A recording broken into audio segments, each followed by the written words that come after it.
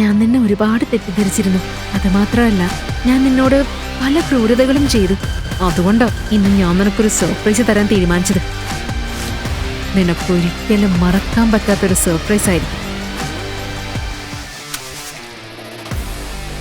ഈ ലോകത്ത് എന്നെ കൊല്ലാനുള്ള വഴികൾ എഴുതിയിട്ടുള്ള ഒരു പുസ്തകവും ഉണ്ടായിട്ടില്ലെന്ന കാര്യം നിനക്കറിയില്ല.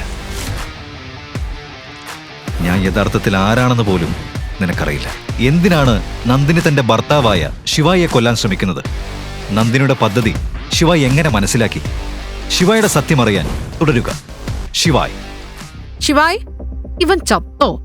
ശിവായ്, മോം, ശിവായ് കേൾക്കുന്നില്ലേ നീ? മോം, അവൻ ഇന്നലെ രാത്രി പോയതാ. അവന്റെ ഫോണും സ്വിച്ച് ഓഫ് ആണ്. അവൻ ഇങ്ങോട്ട് വരട്ടെ. ഇന്ന് ഈ വീട്ടിലെ എല്ലാ ബാത്റൂമും അവനോട് മുട്ടുകുത്തിവെച്ച് ഞാൻ കഴുകിപ്പിക്കും. കണ്ടോ? Phone connect ആവുന്നില്ലേ?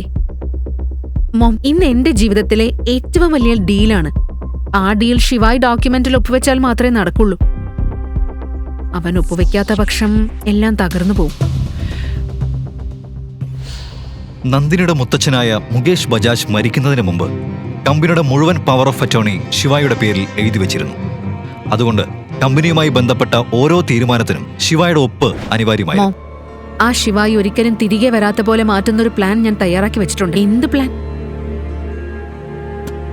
ശിവായി ഒപ്പിടേണ്ട ഈ 5 ഫയലുകളിൽ ഞാൻ ഡിവോഴ്സ് പേപ്പേഴ്സും വെച്ചിട്ടുണ്ട്. കോടികളുടെ ഡീലിന്റെ പേപ്പേഴ്സ് ഒപ്പിടുമ്പോ അതോടൊപ്പം തന്നെ ഡിവോഴ്സ് പേപ്പർ അവൻ അറിയാതെ ഒപ്പിട്ടു പോവും. പക്ഷേ ആ യൂസ്ലെസ് ഇപ്പൊ എവിടെയാ? ശിവായ് അണ്ടർവേൾഡിൽ തടവിലായിരുന്നു. അവന്റെ മുന്നിലിരിക്കുന്നത് ഹെഡ് ഷോട്ട് അണ്ടർവേൾഡിലെ ക്രൂരനായ ഡീലർ. നിരവധി കോടി വില വരുന്ന മയക്കുമരുന്ന് സംഘത്തെ ശിവായ് തകർത്ത് തെറിപ്പിച്ചു. ഹെഡ്ഷോട്ടിന്റെ കണ്ണുകളിൽ വെറുപ്പും ശിവായുടെ മുഖത്ത് പ്രതീക്ഷ മാത്രവുമായിരുന്നു. എന്റെ ഒളിത്താവളങ്ങൾ പോലീസിന് പറഞ്ഞു കൊടുത്തത് ഒട്ടും ശരിയായില്ല ശിവായ്. ഞാൻ ആരാണെന്നാണ് നീ വിചാരിച്ചത്? എന്നെ വഞ്ചിച്ചുകൊണ്ട് നിനക്ക് ജീവിക്കാനാവില്ല. തെറ്റായ ആളോടാണ് നീ കളിച്ചത്. ശിവായ് മഹേശ്വരി, ഞാൻ നിന്നെ തകർത്ത് കളയും. ജീവിക്കാനായി നീ എന്റെ കാലിനടിയിൽ കിടന്ന് കരയേണ്ടി വരും. നീയാണ് എന്റെ കാലിനടിയിൽ വന്ന് മാപ്പ് പറയേണ്ടി വരിക. കുറച്ചു നേരം കൂടി കാത്തിരിക്കേ, എല്ലാം നിനക്ക് മനസ്സിലാവും. ഇവനെ തലകീഴായി കെട്ടിത്തൂക്ക്.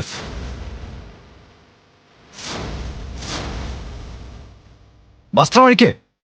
ഗംഗ, മഹാകാലിനെ നാശകാരി എന്ന് വിളിക്കുന്നത് എന്തിനാണെന്ന് നിനക്കറിയാമോ? അനീതികൾ അതിരുവിട്ട മഹാകാലിന്റെ താണ്ഡവം എല്ലാം നശിപ്പിക്കും. പുതിയൊരു തുടക്കം തുടങ്ങും. ഇനി ലോകം കാണാൻ പോകുന്നത് ശിവായുടെ താണ്ഡവം.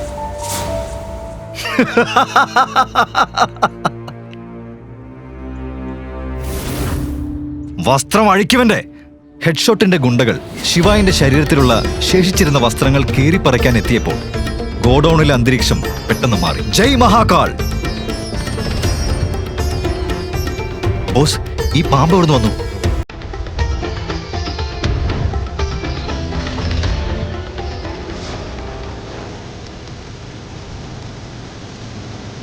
പിന്നീട് ഡ്രമ്മിന്റെ ശബ്ദം ഹെലികോപ്റ്ററിന്റെ ഇടിമുഴക്കമായി മാറി. എന്താ നടക്കുന്നത് സാർ? ഞാൻ പറഞ്ഞില്ലേ കുറച്ചു നേരം കാത്തിരിക്കുന്നു.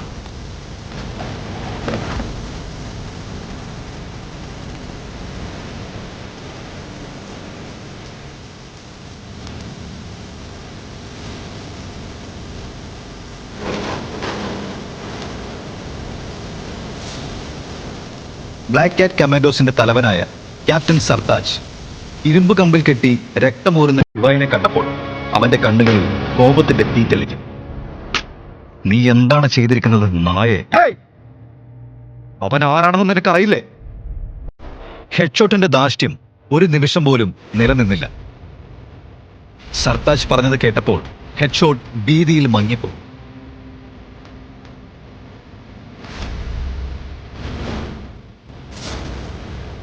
പക്ഷേ ഹെഡ്ഷോട്ട് എന്തെങ്കിലും പറയാൻ ശ്രമിക്കുന്നതിന് മുമ്പേ ശിവായി ആ സ്ഥലത്ത് നിന്ന് അപ്രത്യക്ഷനായി.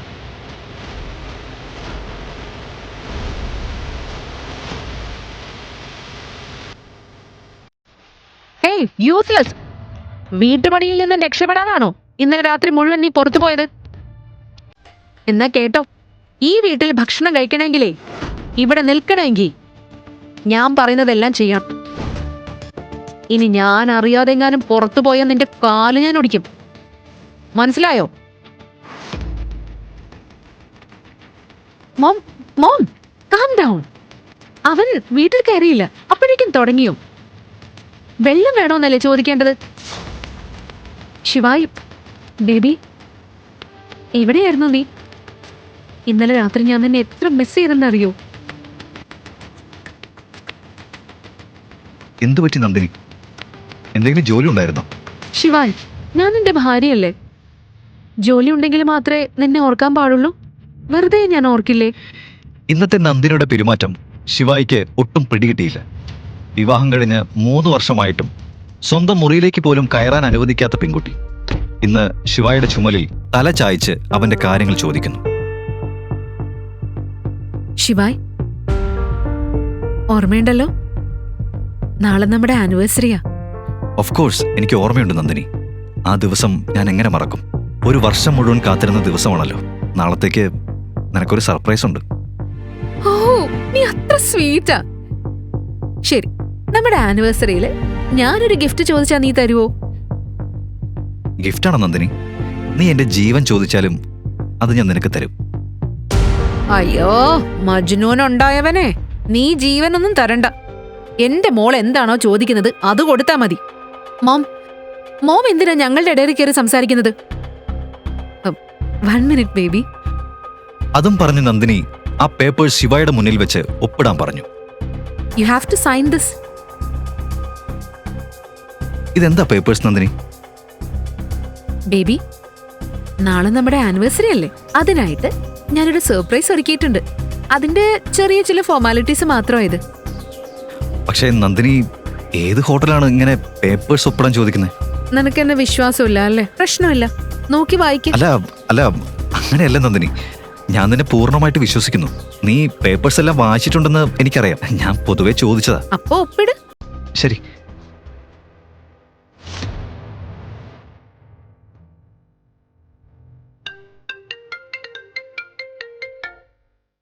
നന്ദിനി, ഒരു ഇമ്പോർട്ടന്റ് കോളാണ്. ഞാൻ 2 മിനിറ്റിൽ വരാം. ശിവായ്. ഹലോ. ശരി, ഞാൻ 10 മിനിറ്റിലെത്തും. ശരി.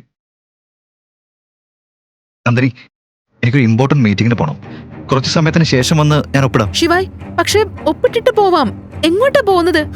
കണ്ടോ, നീ ഇത്ര സോപ്പിട്ടിട്ടും അവൻ ഒപ്പിടാതെ പോയത് കണ്ടോ? മോം, ദയവായിട്ടൊന്നും മിണ്ടാതിരിക്കൂ. എന്റെ കമ്പനി മുങ്ങിപ്പോവാ.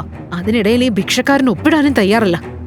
ശിവായ് ഏക് വിനാശക് എല്ലാ എപ്പിസോഡുകളും കേൾക്കാൻ പോക്കറ്റ് FM ആപ്പ് ഡൗൺലോഡ് ചെയ്യൂ. Link in description.